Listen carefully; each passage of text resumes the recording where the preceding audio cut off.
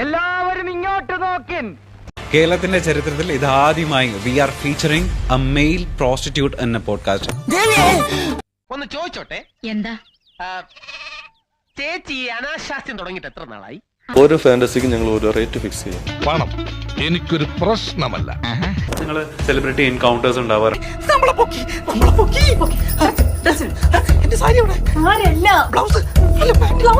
Celebrities അടക്കം നിങ്ങളെ call ചെയ്യാറുണ്ട്.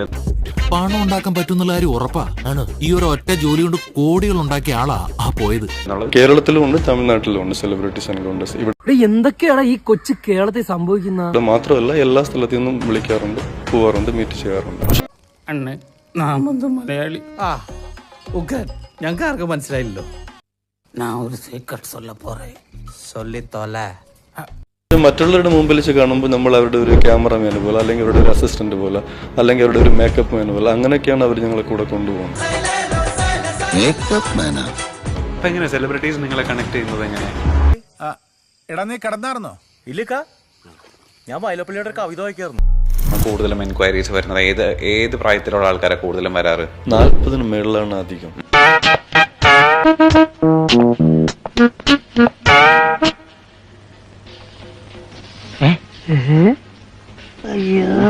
ചിലടത്ത് ഹസ്ബൻഡിന് പറ്റില്ലാത്തവർ, അപ്പൊ അവര് പറയും ഇങ്ങനെ ഹസ്ബൻഡിന് ഇങ്ങനെ പറ്റുന്നില്ല, നിങ്ങള് വരാമോ എന്ന് ചോദിക്കും. എന്താ ഈ കാണിക്കണേ? പൊങ്ങണില്ല ചേട്ടാ. പൊങ്ങണില്ല എന്നുള്ളത് ഇങ്ങനെ വിളിച്ചു പറയണ്ട. എല്ലാവരും കേട്ടാ എന്താ വിചാരിക്കുക?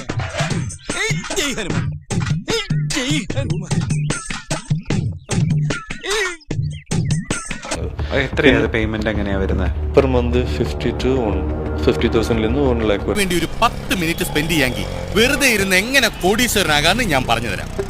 ഞാൻ പഠിച്ചിട്ടുള്ളത് കാശുണ്ടെങ്കിൽ കൂടെ 4 പേരുണ്ടാവും, പ്രശ്നമില്ല എന്നുള്ളതാണ് എന്റെ ലൈഫിൽ ഞാൻ പഠിച്ചിട്ടുള്ളത്. എല്ലാവരും ഇന്നിവിടെ കൂടിയിരിക്കുന്നത് നിങ്ങളുടെ ജീവിതത്തിലെ സുപ്രധാനമായ ഒരു വഴിത്തിരിവിന് വേണ്ടിയാണ്. പണമില്ലാത്തവൻ ഇന്ന് പിണമാണ്. ഒരു മാസം ഏകദേശം എത്ര വരെ ഏൺ ചെയ്യാൻ പറ്റുന്നുണ്ട്? ഒരു 2 lakhs വരെ കിട്ടും. എന്നാലും ഞങ്ങൾക്ക് അത്ര വിശ്വാസം പോരാ. വേണ്ട, നീ വിശ്വസിക്കണ്ട. നീ രാത്രി ഡോറും തുറന്നിട്ട് വായും പിടിച്ചിരുന്നോ? കിട്ടും.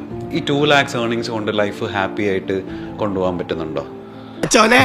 ഇവന്റെ സീറ്റാ വരച്ചത്, എന്റെ തലയെ വരച്ചിരുന്നെങ്കിൽ. ചില സമയത്ത് ഫാമിലി ആയിട്ട് വിളിക്കും. നിങ്ങൾ ഇത്രയും നന്നാക്കുന്നു ഞാൻ വിചാരിച്ചതേ ഇല്ല.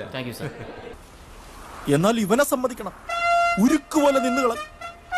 അഭിമാനമുണ്ട് ഗോവിന്ദ, അഭിമാനമുണ്ട്. ഞാൻ പോകുന്നു. Bye bye.